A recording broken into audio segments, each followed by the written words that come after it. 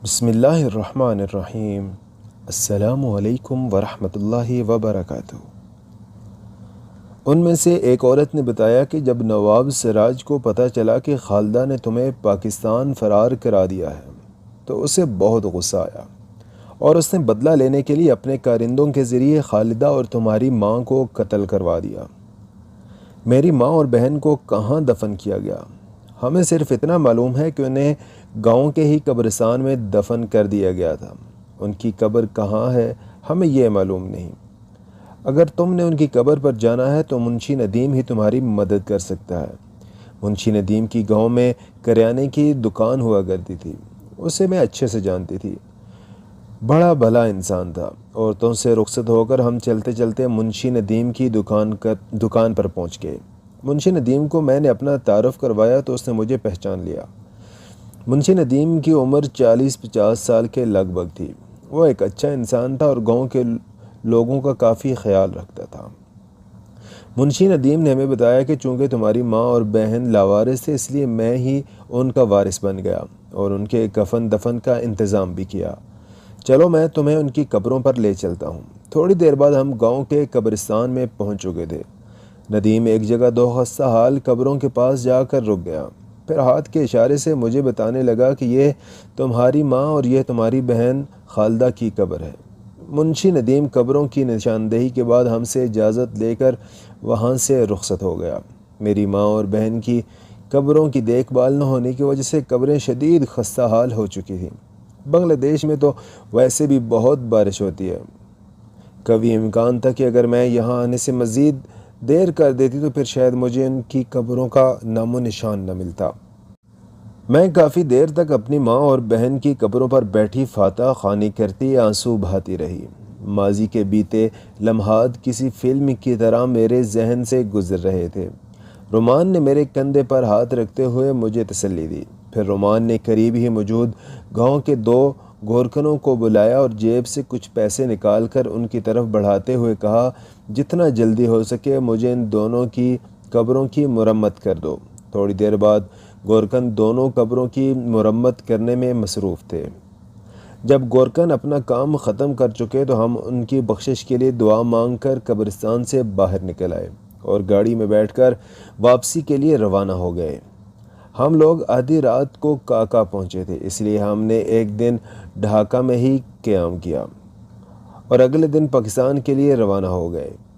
घर वापस आने के बाद मैं कई दिनों तक बोझल रही। मुझे अपनी बहन और माँ की मौत का शदीद गम था। उनकी याद मुझे रह रह कर सता रही थी।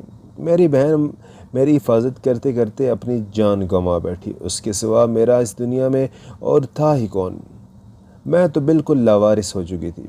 खैर, वक्त बहुत बड़ा मरहम होता है। आहिस्ता आहिस्ता मैं भी नॉर्मल ज़िंदगी की तरफ लौट आई थी।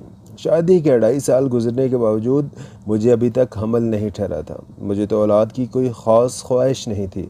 मैं अब्दुल्ला और सैफुल्ला के साथ बहुत खुश थी और उन्हें ही अपनी औलाद समझती थी। लेकिन रोमान चाहते थे कि मेरे वतन से भी उन्हें औलाद चाहिए। हम कई एक डॉक्टरों से चेकअप करवा चुके थे और हर तरह की देसी अंग्रेज़ी अद्वियात इस्तेमाल कर चुके थे, लेकिन मेरा हमल ठहरने के कोई इम्कानात नज़र न आए। एक दिन रोमान ने मुझे बताया कि अमेरिका से एक डॉक्टरानी पढ़ाई करके आई है। मुझे किसी ने बताया कि वह बहुत काबिल है और जदीद आलात से मर्ज़ की तशख़ीस भी करती है। मैं सोच रहा हूँ कि तुम्हें एक बार उसे ज़रूर दिखा लिया जाए। हो सकता है अल्लाह उसके ज़रिए कोई वसीला बना दे और मुझे तुम्हारे वतन से भी कोई बच्चा मिल जाए। मैंने रोमान से कहा कि जैसे आप बेहतर समझें। कुछ दिन बाद रोमान मुझे उस डॉक्टरनी के पास ले गए। रोमान ने उससे बताया कि हमारी शादी को 2.5 साल गुजर चुके हैं, लेकिन मेरी बीवी को हमल नहीं ठहर रहा। हमने बहुत इलाज किया लेकिन कोई फ़ायदा नहीं हुआ और अब आखिरी उम्मीद लेकर आपके पास आए हैं। मेरी बीवी का अच्छे से इलाज करें, जितने पैसे लगेंगे मैं देने को तैयार हूँ। डॉक्टर साहबा ने अच्छे से मेरा चेकअप किया। थोड़ी देर बाद रोमान और मैं डॉक्टर साहबा के सामने बैठे थे।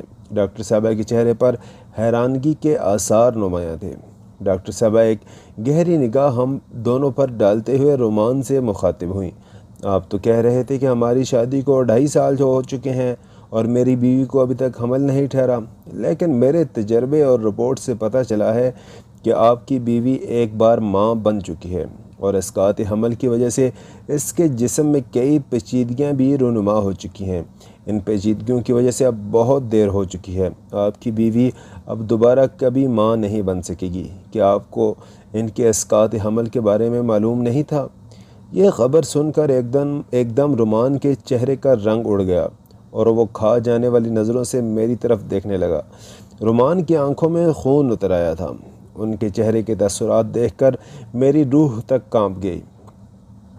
मैं शदीद नदामत का शिकार थी और सोच रही थी कि ज़िंदगी ने मुझे किस दोराहे पर ला खड़ा किया है। रुमान साहब, मैंने कोई जवाब नहीं दिया और डॉक्टर साहबा की बातें खामोशी से सुनते रहे। फिर हमने डॉक्टर साहबा से इजाज़त ली और गाड़ी में बैठकर घर की तरफ रवाना हो गए। इस दौरान रुमान का चेहरा बिल्कुल सपाट था। वो शदीद गुस्से में गाड़ी चला रहे थे। मेरा दिल भी अंदेशों से भरा हुआ था। पता नहीं रुमान मेरे बारे में क्या सोच रहे होंगे। शायद सोच रहे हों कि मैं एक बदचलन औरत हूँ और शादी से पहले मेरे किसी के साथ नाजायज़ ताल्लुकात रह चुके होंगे, या फिर उनसे शादी के बाद मुझे औलाद हुई और मैंने उन्हें बताए बगैर इसकात हमल करवा लिया। अंदेशों का एक तूफ़ान मेरे जहन में बर्बाद था। घर पहुंचकर जैसे ही मैं और रुमान कमरे में दाखिल हुए, रुमान ने जड़ से कमरे की चुटकनी लगा दी। वो गुस्से से बिफरे हुए थे। उनके हाथ पांव कांप रहे थे। फिर शदीद सर्द लहजे में मुझसे गोया हुए, समिया, तुमने मुझे इतना बड़ा धोखा दिया। तुमने मेरा भरोसा तोड़ा है। कितना प्यार करता था मैं तुमसे। कभी मैंने तुम्हें किसी किस्म की तकलीफ़ दी? क्या तुम्हारी कोई ऐसी ख्वाहिश थी जो मैंने पूरी न की हो? मेरी मोहब्बत का ये सिला दिया है तुमने। रुमान, मेरी बात तो सुने। आप गलत सोच रहे हैं। बकवास बंद करो अपनी। रुमान की गरजदार आवाज़ सुनकर मैं यकदम से कांप गई और खामोश हो गई। बदचलन औरत, आज के बाद मुझे अपनी शक्ल मत दिखाना। ये कहते हुए रुमान रूम से बाहर निकल गए। रुमान, खुदा का वास्ता है मेरी बात तो सुने। ऐसा मत करें मेरे साथ। मैंने पीछे से आवाज़ें दी मगर वो अनसुनी करते हुए चले गए। मैं खामोशी से अपनी किस्मत पर आंसू बहाने लगी। तकदीर ने मेरे साथ कितना बुरा खेल खेला था।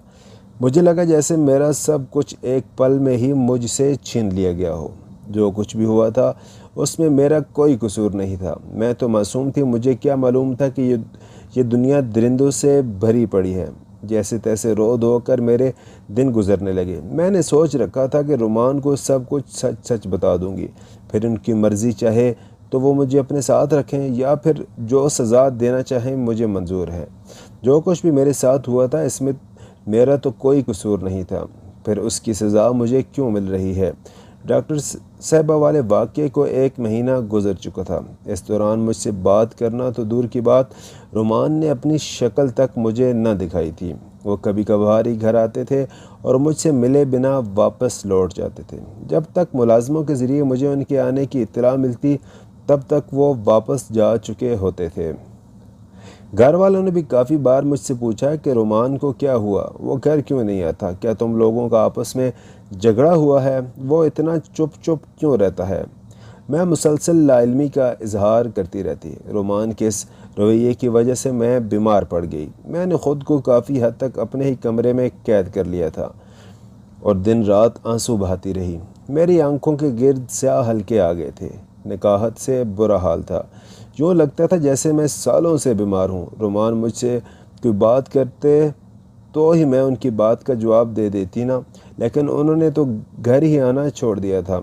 हज़ारों वसवसे मेरे दिल में घर किए बैठे थे।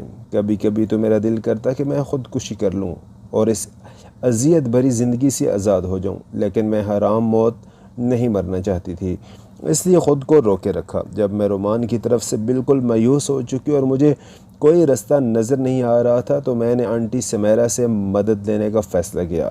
एक दिन मैं घर से निकली और रिक्शा में बैठकर चुपके से आंटी समेरा की फैक्ट्री पहुंच गई। खुशकिस्मती से आंटी समेरा वहां मौजूद थी। जब मैं ऑफिस में दाखिल हुई तो आंटी समेरा मेरी हालत देखकर परेशान हो गई। वो तेज़ी से मेरी तरफ आई और मुझे सहारा देकर कुर्सी पर बिठा दिया। सुमेरा, तुम्हें क्या हुआ है? इतनी परेशान और उदास क्यों हो? ये क्या हालत बना रखी है अपनी? रुमान कहाँ है? सब ठीक तो है ना? जी आंटी, कुछ भी ठीक नहीं है। हंसता बसता घर बिखर गया है। मैंने 1 महीने से रुमान की शक्ल तक नहीं देखी। वो मुझसे बात करना गवारा नहीं करते। मज़ीद सामीन, ये था हमारा पार्ट 8। पार्ट 9 इंशाल्लाह जल्द अपलोड करूँगा।